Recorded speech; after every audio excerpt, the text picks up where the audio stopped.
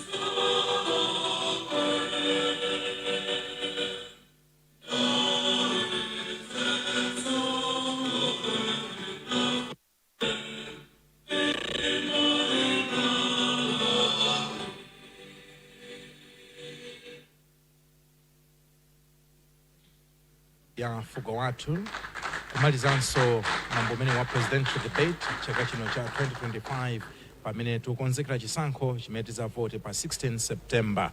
Ndipo lero amene anali pa msuso umenewo ndi mtsogoleri wa chipani cha UTM Kabambe komanso mtsogoleri wa chipani cha UDF Atupele Muluzi. Kathe Maulidi tinali limodzi tamva zimene atsogoleri anena. Kunena mumawu ochepa chabe, kunena kuti samale, kapena kuti momba nkota, kunena kuti ukuona kuti yaenda bwanji debate imeneyi ma usiku uno.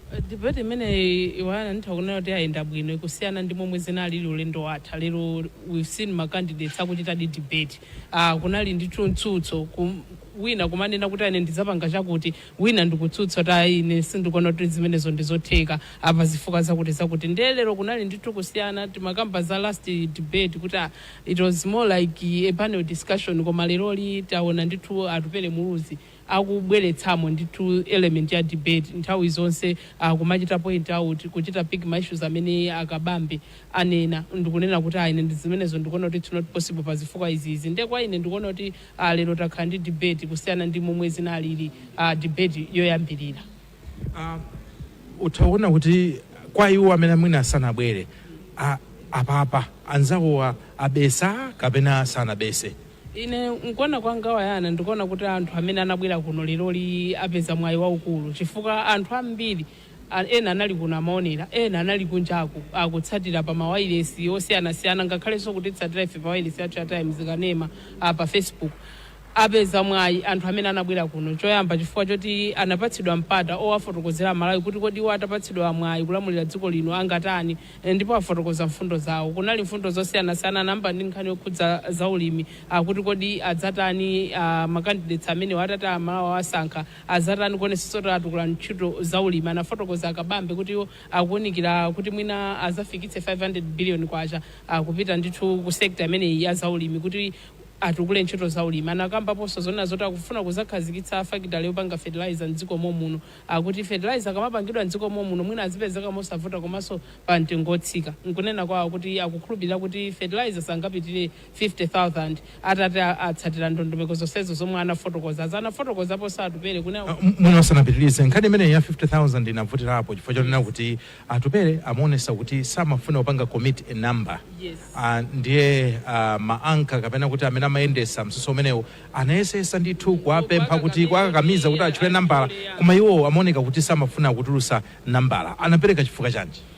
samafuna kutchula kuti fertilizer zakhala pa mtengo wakuti chifukwa anafotokoza amuluzi kunena kuti panopa ndi momwe zinthu zilili chuma cha dziko lino sichili pabwino, zinthu sizikuyenda bwino. Apa likufunikira kwakukulu kaye kuti mwina kusintha chuma cha dziko linocho ndikumaza chitano kagireti bwino kuti after chumacho chasinthidwa chafika pati, komanso kuzachita kagireti after that kuti tsopano chumacho chafika pacho nchipa mwina zitha kutheka kuti tike fertilizer pa mtengo wakuti ndi anakakamiza momwe anenamo kuti mwina anene kuti fertilizer angazamwike pa mtengo kuti sananene, zomwe kwa ine wayana ndikuona kuti ndi zabwino chifukwa vuto lomwe takhala nalo lero atsogoleri kumabwera zibwibwi izi za fertilizer zinatere nkhani ndimeneyo matchula mafigures.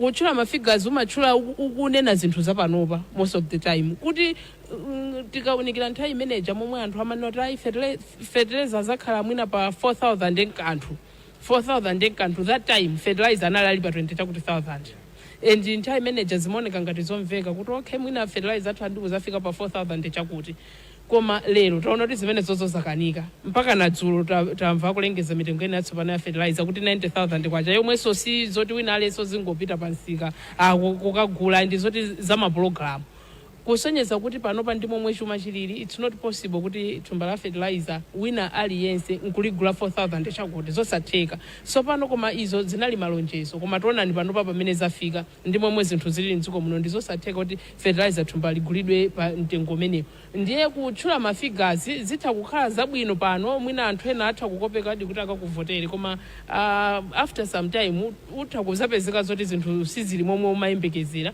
kupezeka kuti zinthu zavuta, fertilizer wakwera kwambiri kusana ndi mtengo umene unatchula. Ndiye kutchula kwa figa kwa ine atupere ndinaona kuti mwina wachita bwino chifukwa zimenezo zizapangitsa kuti pamawa, chifukwa anatchula mfundo imene ndikuona kuti ndofunikira kwambiri kunena kuti pakadali pano kunguwauza Malawi kuti azayika mtengo wa fertilizer ndalama yoti wina ale satha kufikira. Ndikuona ngati zimenezo ndi zabwino chifukwa pamawa wina asaza mwimba mlandu kuti munanena kwambiri. Nkhani ina imene inavutira ponso inali nkhani ya NIF, koma tikuona kuti mwina nkhani zimenezi tikhale tikuzisanthula ndithu maprogramu athu amene timakhala nawo pa wireless ya mawu ya Times Radio, pa wireless Pompa, pa wireless ya Kanema, Times Television TTV, komanso pa samba lathu la mchezo tikhale ngakhalenso manyuzipepa lathu. Koma kwa lero mwina ndingokupasa mwayi kuti kumaliza kwako kukhala kotani. Malawi ena amagona nsanga apa kudikirira kuti kodi Kathe amaliza nthawi yanji kufotokoza tisanapita kundisonyeza apa kuti ayi bwanji tamalizani. Okay, tabwino mwina ni samale ena amene samatsatira bwinobwino mfundo zikulu zimene zatuluka ndi zimenezo akabambe akuti thumba la fertilizer iwo azaonetsetsa kuti tifike pa 50,000 kwacha, zomwe atupere muluza kunena kuti ayi nzosatheka ndi momwe chuma cha dziko lino chilili pakadali pano. Afotokozanso kuti osangatchule mtengo wa fertilizer omwe boma lawo angakonze kuti adzayika chifukwa zikufunika kuti kusintha kwa chuma cha dziko lino ndikuzaonetsera nthawi imene kuti kodi fertilizer atha kufunika kuti akhale pa mtengo wa ndalama zingati. Afotokozapo samuluzi kunena kuti wakungofuna kuzaonetsetsa kuti mtengo wa fertilizer zakhala ofikirika kwa Malawi ina aliyense, noti kuti awauza anthu lero zinthu zomwe pamawa mwina zingazathe kukhala kuti sizachilungamo. Panalinso nkhani yokhudza magetsi, ndikupita maka pamene panali mtsutsu kwambiri. Panalinso nkhani yokhudza magetsi alankhulapo akabambe kunena kuti boma lawo lizaonetsetsa kuti Malawi ina aliyense wafikidwa ndi magetsi mdziko muno, zomwe satupere muluza nana kuti ndizosatheka chifukwa pakadali pano momwe zinthu zilili kuti wina alese mpaka nakukweza mamegawatts kuzafika kuti wina alese ali ndi magetsi akuti it's not possible. Nkunena kwawo iwo sanafotokoza kuti iwo boma lawo lizaonetsetsa kuti anthu ochuluka afikiridwa ndi magetsi koma osati Malawi wina aliyense. Kunalinso nkhani imene yokhudza maubale amayiko, mwina ndi nkhani zokusizana yes. debate pamenepo tinaona kuti kunali kugwirizana mbali zonse ziwiri. Anafotokoza kuti akufunitsitsa azatukule komanso kulemekeza maubale amayiko komanso kuonetsetsa kuti pazakhale transparency, anthu azizadziwa kuti kodi dziko la Malawi ndi mayiko ena kusayinira na chani maka pa nkhani ya migwirizano. Kuma petro kwenikweni nkhani inanso imene inatuluka yofunikira makandidates onse ayamikirana ndithu kuti aliyense ndimafuna timalizire pamenepo, koma mwina sanafika umeneko nkhani ya NIF, namva nkhani ya NIF komanso nkhani ya banki. Yes, pameneponso panali kusemphana Tupere Muluza kunena kuti akugwirizana nazo kuti mwina bungwe limene la NIF ligwiritsidwe ntchito ngati momwe akunenera achakwera pano kuti lizizayendetsedwa ngati moyima palokha atakugwirizana nazo zimenezo pomwe akabamba nena kuti kumeneko kukuchitika katangale kwambiri zinthu sizikuyenda kukufunika ndithu kuyisinthira akuti iwo atatalo mboma azamba kai kufufuza chifukwa ukhulupirira kuti zimene zakhala zikuchitika kumeneko ku NIF ndi zakatangale zokhazokha ndi azafufuzidwe amene atapezapezedwe kuti ndolakwa azagwire ndithu chilango asanapitirire kusintha zinthu ndithu anafotokoza moteromo nde pameneponso panali ndithu ngati kusiyanira nako pomwe nakuona kuti NIF sinagwire ntchito yake yopindulira Malawi akabambe amenewo atakuona kuti NIF sinagwire ntchito yake bwino kwachuluka katangale ndipo anatsindika pamenepopo kunena kuti kumene kuja kufunika kuti kungochisintha nkuyambiraso chabwino mawu oyamikirana 1 minute iwenso ndikupasa 1 minute ndikhala ngati mu debate 1 minute Kathe mawu oyamikirana Tupere Muluzi kuyamikira Kabambe komanso Kabambe kuyamikira Tupere Muluzi onse ayamikirana kuti akuona kuti pauwiri wawo onse akufunira zabwino dziko la Malawi ayamikirananso kuti ndi anthu oti ali ndi chikhumbo kuonesesa kuti kufunitsisa kuti dziko la Malawi mwina zinthu zitasintha anayamikirananso onse kunena kuti onse ndolimbikira ntchito akhala kutsatirana ndithu momwe akhala kuchitira komanso ananenanso onse kuti amalemikizana koma kuti ngakhale zili choncho alesi akufuna atawina chisankho chipayika ndi ayamikirana ndithu koma ndikuona ngati kuyamikirana kwake kunango khotipota awauza kuti awatuma kuti tayamikiranani koma aliyense akunena kuti ngakhale nzangayi ali wabwino chomwechi ndikufuna kudzawina ndine ndithu chabwino ayi Kathe ndikuthokoze kwambiri usiku wopambana pamene tafikanso nde pansiriziro kwakulusa kwathu kwa msonkhano umene wa presidential debate kuchokera kuno ku Bingu International Convention Center ndipo munali ndi nzanga Kathe Maulidi komanso ine Vayana Chunga tinalinso ndi kangapo konse mwakhala mukunena zokuti mitengo ya fetereza ndiyokwera akabambe atiuza kuti atasankhidwa mtengo wa fetereza uzakhala at least 50,000 inu mtengo wabwino wa fetereza ndi mtengo wanji pakali pano ndikuzonena kuti tinene kuti fetereza tizayika pa mtengo wakuti pakali pano sitingafotokoze mokwanira koma tifuna alimi athu akhale ndi mpata opeza fetereza koma tikudziwa kuti chuma chasokonekera sichili bwino nde payenera kuti tipeze njira tikalowa tikaunike bwinobwino kuti alimi athu tathandiza bwanji kuti athe kupeza fetereza komanso athe kulima akhale soni makobidi nthumba koma chuma sichili bwino pakali ngati mukukwanitsa kunena kuti mtengo wa fetereza ndi wokwera I'm sure you know kuti mtengo wabwino ndi wotere timafuna mutiuze kuti mtengo wabwino wa fetereza ndi woti mtengo wabwino wa fetereza ndi mtengo umene Amalawi akuzokwanitsa kugula umene ndi zitengera mtengo wabwino wa fetereza ndi mtengo umene Amalawi akuzokwanitsa kugula kuti ndi ndalama akuzokwanitsa kugula fake ndi ukamba za chuma cha dziko lino Amalawi akhale ndi makobidi nthumba kuti athe kugula fetereza mbali ya boma tikhala tikuunika kuti chuma chili bwanji kuti tathandiza bwanji alimi amene ndi osowa tathokoza kwambiri Dr. Kabambe mwamva Muluza kuti mtengo wabwino wa fetereza sangakwanitse kutchula ndi mmene zinthu zilili koma ndi mtengo umene Amalawi angathe kukwanitsa kugula inu mutipo bwanji mafundo imene ife a UTM tikuwauza ndi kuwalonjeza Amalawi kuti ife tiyangotenga boma Mulungu amawa ife tionetsetsa kuti mtengo wa fetereza sudutsa 50,000 immediately in the upcoming growing season tikakhala ndi mafactory athu opanga fertilizer amene tikufuna ifeyo mtengo wa fetereza udzatsika even down chifukwa kuti tizagwiritsa ntchito ma local materials komanso ndalama athu yako idzakhala ndi mphamvu zimene tizazipanga imported code idzakhala yochepa kwambiri mtengo udzatsika even further down zikomo kwambiri tisanapite ku funso lina munakambaponso pa nkhani yokhudzana nthawi yoyenera yoperekera zipangizo za ulimi kwa anthu timafuna tidziwe kuti nthawi yoyenera yoperekera zipangizo za ulimi kwa anthu nditi komanso mudzatani kuti alimiwo mukuwapasa zipangizo mu nthawi yoyenerayo Amuluzi 30 seconds choyambirira ndisanafike pamenepo ndifuna ndinene kuti chonde tisama uze amalawi chinthu chimene tikudziwa kuti singakwanitse kuti tiawuze amalawi lero fetereza afika 50,000 chimene chisi chilungamo tifotokoze bwino zitheka bwanji imene chuma chathu chilili mdziko muno chuma chasokonekera fake ndikuonetsetsa kuti sindingalankhule kungotchula ma figures chifukwa ndikudziwa kuti pakali pano tili mu crisis yayikulu. Akabambe akuti musamangotchula ma figures yayi ndikupe kuti amene wakuyankhula chifukwa choti sikoyamba kumva anthu akutchula ma figures nkupezeka kuti ma figures iwo sanatsatiridwe. Inu mwabweranso apa kunena kuti 50,000 mwaitenga kuti 50,000 mudzayikwaniritsa imeneyi muluzi akutsutsa.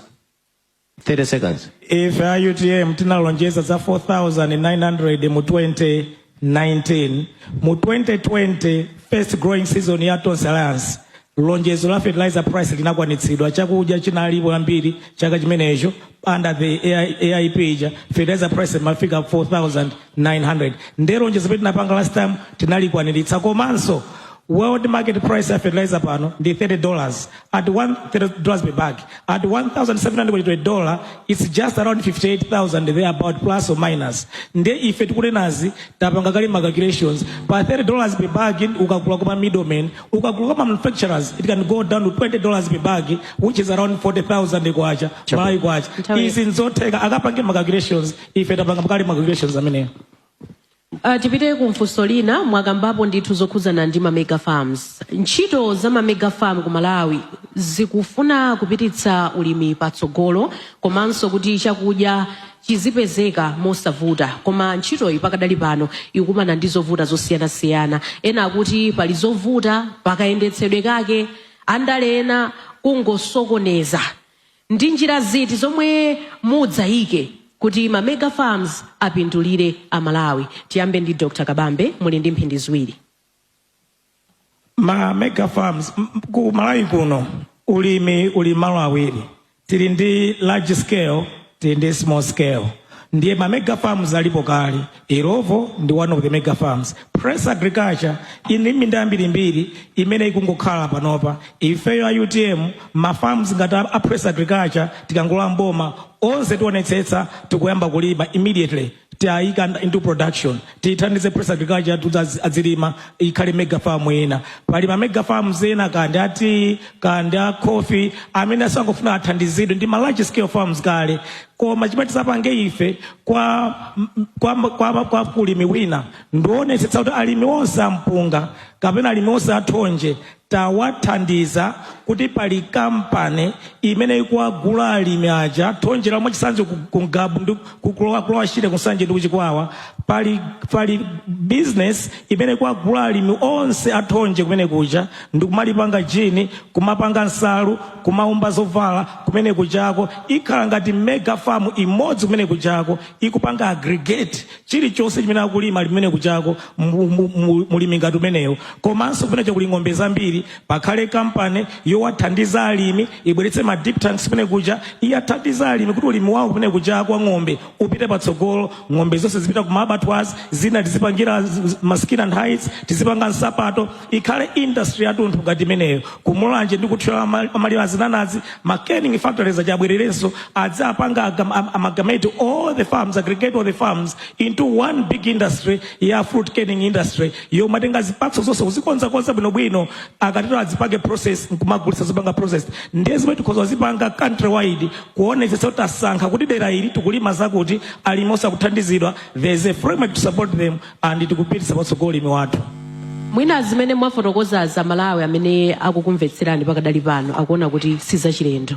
Nkhani ya ma mega farms yakhala ikukambidwa Malawi muno for the past 5 years. Koma Malawi tinakamba kuti 5.7 million pakadali pano akukhudzidwa ndi njala.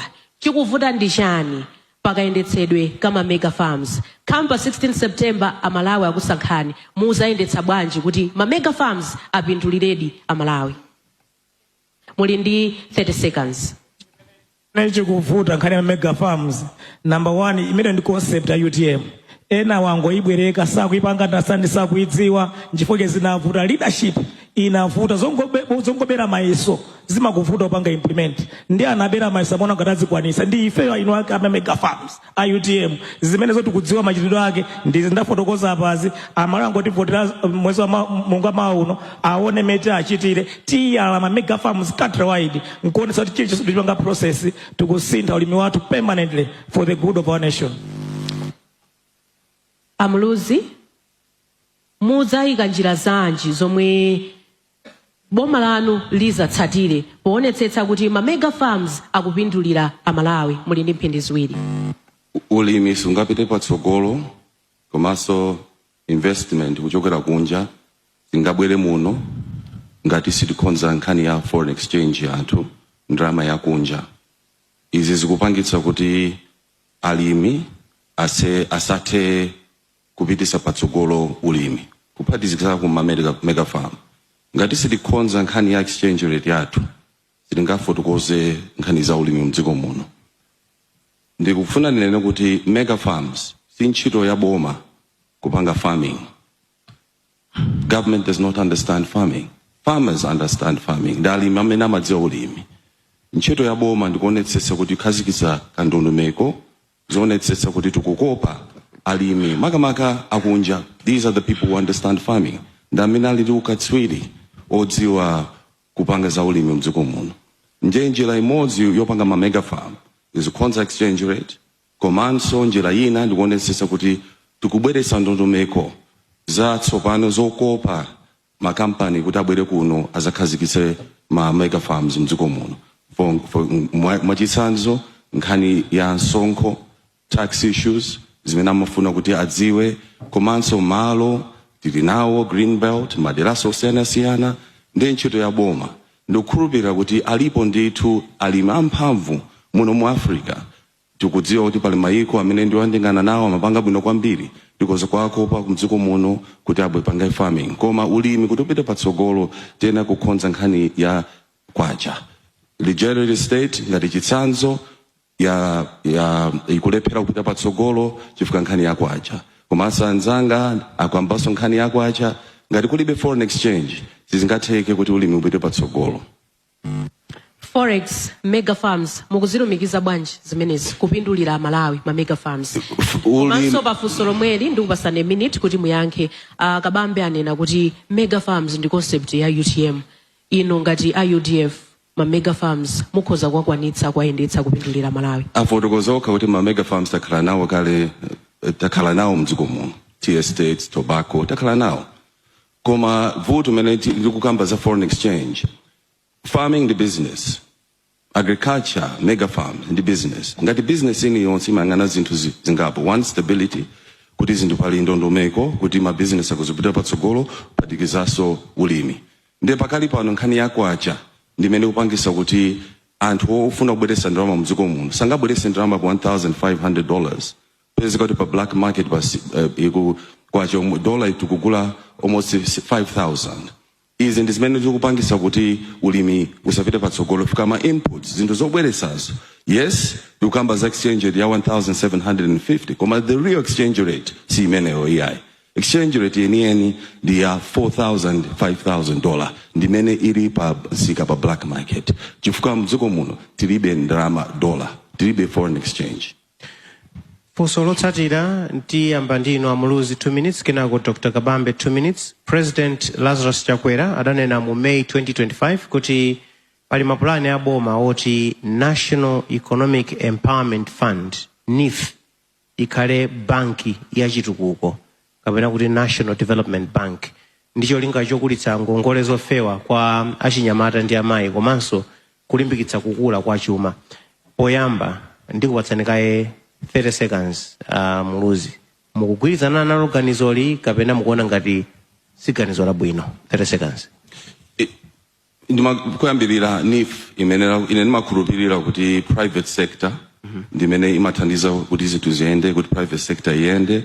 Ndithu ndalama zimene zijatapasidwa ku banki kuti zakongoza achinyamata azimayi asungwano ndi ujeni interest rate otsika kwambiri. Izi zikoza kuthandiza kuti chumecho patsogolo komanso kuchosapo ndale. Nde ine ndiku of course development bank mwinaso kuzokolowa ndale koma ndikuona kuti tindi ma commercial banks mdziko muno Chabwino. akana endetsa bwinobwino NIF. So mukugwirizana nalo ganizo limeneli. Ndikugwirizana kuti private sector Chabwino. ndimene ene kuendetsa nkhani ya NIF. Dr. Kabambe, 30 seconds.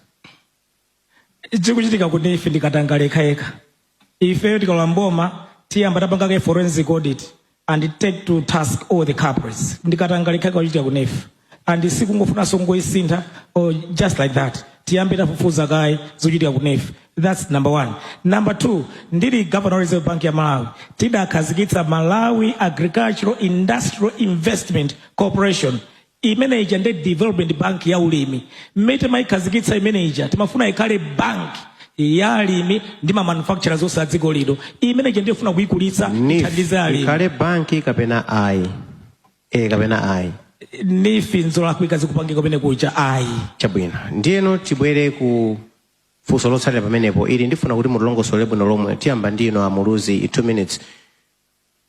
Mu July 2015 boma linagulitsa 75% ya Malawi Savings Bank kuigulitsa ku FDH Financial Holdings. Ndiye pano tikunena kuti tsopano tikufuna tibweretsenso banki ngati imene tikuyitchula apayi. Nafuna ndimve maganizo anu kuti mukuona kuti ndi mmene zinachitikira m'mbuyomu titati ganizo imene lifuna tikhaliritse tingakonze bwanji kapena mukhoza kunena kuti ayi izi tinayesera kale zinatikanika tisachite. Nafuna ndimve maganizo anu maphunziro amene tingatengepo pa zimene zinachitika m'mbuyozi. 2 minutes amuluzi. Ine ndifotokoze motere taonetsa kuti ngati dziko la Malawi kuti tikamayendetsa makampani aboma amalowa pansi sapanga ndalama and sizinachitikepo kuti mdziko muno these companies make a profit. Why? Chifukwa chakatangale. Because atsogoleri andale ma politicians tima sakaza ndalama za makampani amenewa. Nde makampani ngati amenewa sangaende bwino mdziko muno.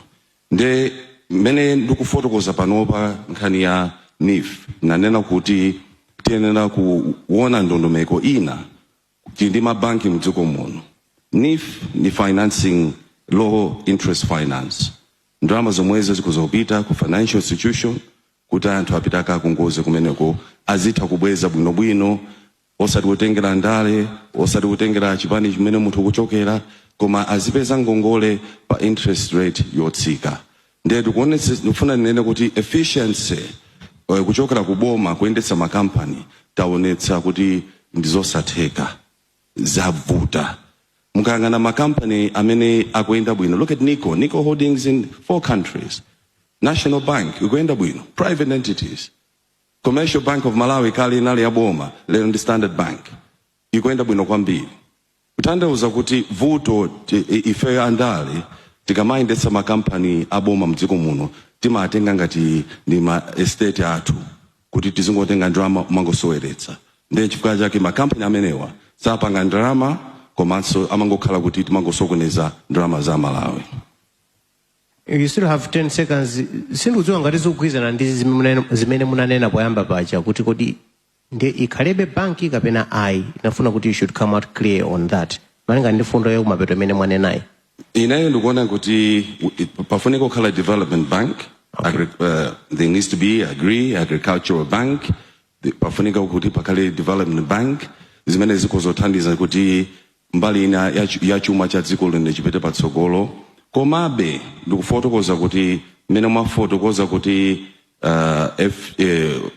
FDH Holdings is taken over MBS. Ndikuona kuti that process inadutsa. So that is not something you can I don't think bring back. Chabwino. Tipite kwa inu Dr. Kabambe nkhani ndiyo mweija maphunziro amene tinatengapo pakugulitsidwa kwa Malawi Savings Bank ndi maganizo amene alipo watsopano oti NIF tisandutsenso bank. 2 minutes. Yeah, Malawi Savings Bank katangalana akula kumene kucha chifukwa chakuti timasankha anthu olakwika maudindo. Board ya ku Malawi Savings Bank inali compromised munangodzaza anthu andale oti sana ithandize bank ija. Management imene amasankhidwa anthu amene ali politically connected amene sakanalithandiza banki ija ipite patsogolo. Inali mavuto ambiri ineyo ngati governor wa Reserve Bank ya Malawi upuma ndinafika banki ija itagulitsidwa kale, koma when you look at the accounts of that bank inali kuti inali itasakazidwa kwambiri ndi anthu andale. Ndikanakonda even before asanayigulitse banki ija akanasakasaka anthu onse amene ayipanga run down banki ija